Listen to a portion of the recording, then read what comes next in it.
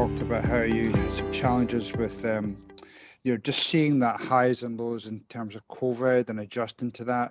I think nimble or adapting to change was definitely overused over the last 18 months, but you've been living it. So I'd love to hear how you've seen that, adapted to it, communicated that with your employees. You mentioned that earlier, the communication part. So yeah, tell me about that. Sure. Well, so any type of dramatic change in a manufacturing environment is incredibly difficult to deal with, whether it's a dramatic increase in demand or a dramatic reduction in demand. Typically, manufacturing environments enjoy steady and slow growth. Most of the time, it's a lot healthier that way. But overnight last year, and I remember the weekend. My wife and my kids and I, we were on vacation, and we left, and everything was kind of, oh well, there's a potential COVID or coronavirus, or I think we referred to it back then, the coronavirus. Yeah. And oh, I'm sure it'll blow over. But the Sunday evening that we returned, and I think the next day, President Trump got on, and it's 14 days to slow the spread, or 21 days, or whatever it was. It was okay. This is very real.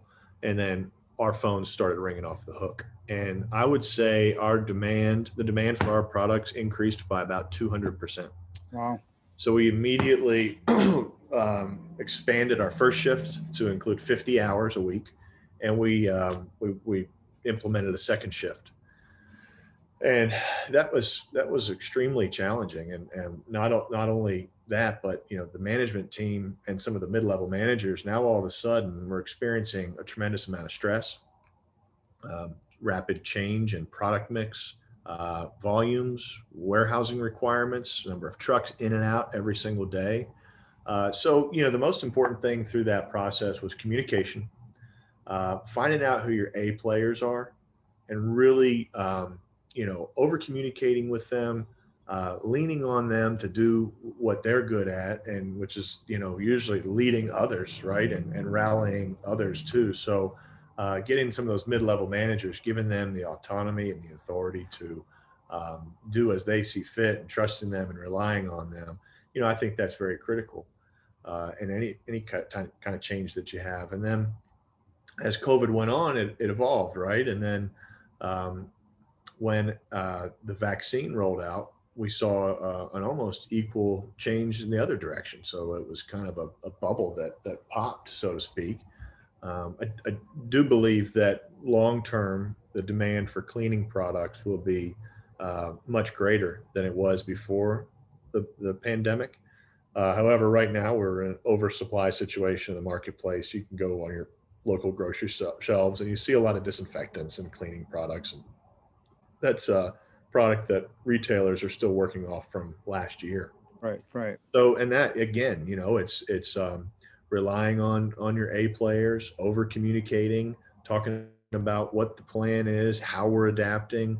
I know you're a scaling up fanatic, and I've tried to adopt some of those principles as well. We have weekly sort of Braintrust meeting where a lot of the Right. managers are getting together, mixed with a little bit of EOS in there as Yep. well, or Both good quarterly rocks. products. Yeah.